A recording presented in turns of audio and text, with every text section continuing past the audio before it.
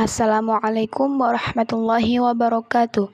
Sebelumnya saya di sini Mesya Sofiana Kurniawati dengan NIM 240201081 dari Prodi Pendidikan Guru Madrasah Ibtidaiyah semester 2. Dalam beberapa menit ke depan, saya akan menyajikan topik pertumbuhan dan perkembangan akhir masa kanak-kanak, baik fisik, kognitif, emosi, dan sosial. Langsung saja di sini ada pendahuluan yang berisi masa kanak-kanak bukan berakhir begitu saja, melainkan diawali oleh suatu masa yang sangat menyulitkan, yang pada umumnya muncul sekitar anak umur 3 tahun. Masa akhir kanak-kanak sering disebut sebagai masa sekolah atau masa sekolah dasar. Masa kanak-kanak akhir berjalan dari umur 6 tahun sampai dengan 7 tahun. Di sini ada perkembangan fisik. Perkembangan fisik adalah dasar kemajuan perkembangan selanjutnya, meliputi peningkatan berat dan tinggi badan serta kekuatan. Ini memungkinkan anak lebih aktif dan mengembangkan keterampilan motorik serta bereksplorasi lingkungan tanpa banyak bantuan orang tua.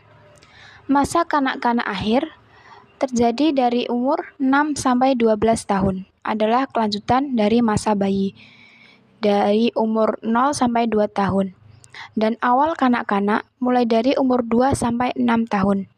Aspek fisik meliputi sistem saraf, otot, kelenjar endokrin, dan struktur tubuh seperti tinggi, berat, dan proporsi. Terus selanjutnya di sini ada perkembangan kognitif. Menurut Harlock, perkembangan kognitif adalah kemampuan seseorang untuk memperoleh, mengolah, dan menggunakan informasi yang diperoleh dari lingkungan sekitarnya. Harlock mengemukakan bahwasanya perkembangan kognitif meliputi dari 3 tahap.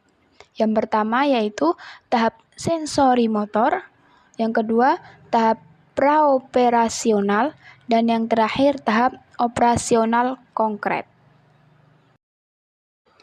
Dari perkembangan kognitif tersebut ada beberapa faktor yang mempengaruhinya. Yang pertama terdapat pendidikan, kualitas pendidikan dan akses ke sumber daya pendidikan. Lingkungan sekolah yang baik mendukung kemampuan kognitif. Jadi di sini faktor pendidikan adalah sekolah yang bagus dengan guru yang baik dan banyak fasilitas belajar sangat membantu anak-anak menjadi lebih pintar. Terus yang kedua terdapat lingkungan keluarga. Interaksi, stimulasi, dan dukungan keluarga berperan penting. Lingkungan yang kaya pembelajaran memacu pertumbuhan kognitif. Jadi, lingkungan rumah yang mendukung, di mana orang tua sering berbicara, membaca bersama, atau bermain game edukatif, bisa sangat meningkatkan kemampuan berpikir anak tersebut. Terus yang ketiga terdapat genetik. Faktor keturunan dapat mempengaruhi kecenderungan intelektual. Jadi anak-anak bisa mewarisi beberapa kemampuan intelektual dari orang tua mereka.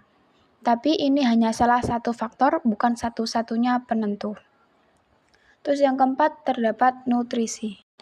Nutrisi adalah gizi yang baik penting untuk perkembangan otak. Kekurangan gizi dapat menghambat kognitif. Jadi di sini makanan bergizi itu seperti bahan bakar untuk otak. Otak yang sehat butuh nutrisi yang cukup agar bisa berfungsi dengan baik. Terus yang kelima terdapat pengalaman dan stimulasi. Paparan pada berbagai pengalaman, membaca, bermain, eksplorasi, merangsang kognitif dan memperluas pengetahuan.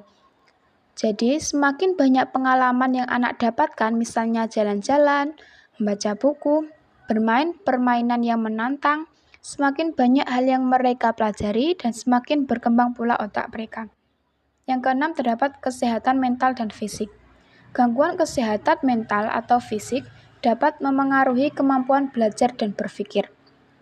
Jadi, anak yang sehat secara fisik dan mental akan lebih mudah fokus belajar dan berpikir. Masalah kesehatan bisa menjadi penghalang. Yang terakhir terdapat teman sebaya. Interaksi dengan teman sebaya memengaruhi perkembangan sosial dan kognitif.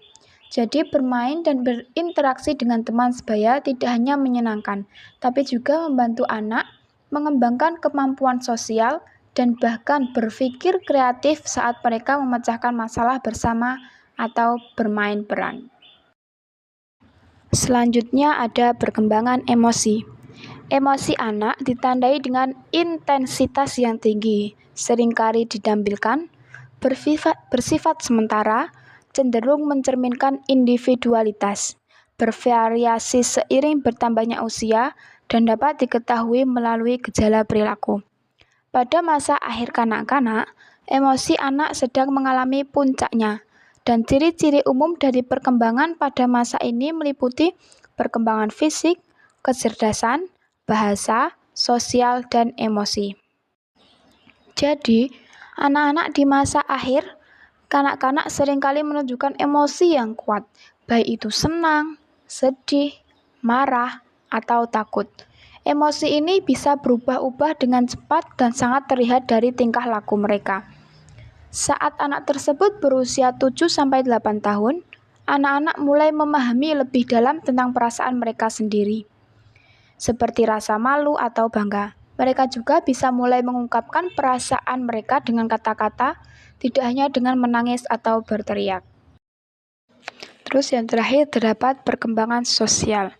Dari perkembangan sosial, ciri khas dari fase ini ialah meningkatkan intensitas hubungan anak dengan teman-teman sebayanya, serta ketergantungan anak terhadap keluarga menjadi berkurang.